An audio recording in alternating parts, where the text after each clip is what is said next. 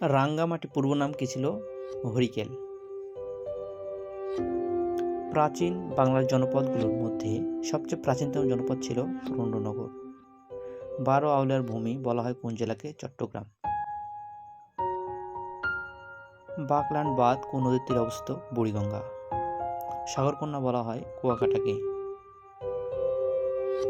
বাংলাদেশের একমাত্র পাহাড়ি দ্বীপ কোনটি? মহেশখালী। কোন দ্বীপে গন্ধক পাওয়া যায়? কুতুবদিয়া। বাংলাদেশের বৃহত্তম হাওর কোনটি? হাকালুকি হাওর। ভোমরা স্থলবন্দর কোথায় অবস্থিত? সাতক্ষীরা জেলায়। বাংলাদেশের একমাত্র নবীনতম নদী কোনটি? জিঞ্জিরাম। বাঙ্গালী ও যমুনা নদীর সংযোগস্থল কোথায়? বগুড়া।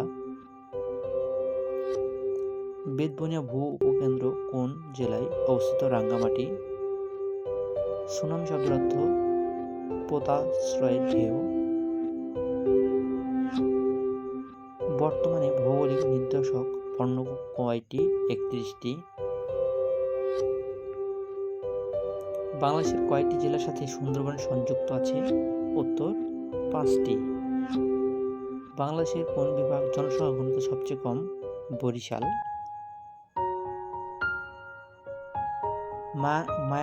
মারমাদের সবচেয়ে বড় উৎসবের নাম? সাংগ্রাই। ভাসানচর কোন জেলায় অবস্থিত? নোয়াখালী। বদ্বীপ পরিকল্পনা 2100 কয়টি ভৌগোলিক হটস্পট নির্ধারণ করা হয়েছে? উত্তর 6টি।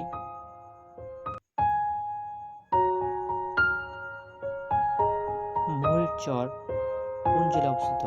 উত্তর ফেনী। বাংলাদেশের সমুদ্র বন্দর রয়েছে কয়টি?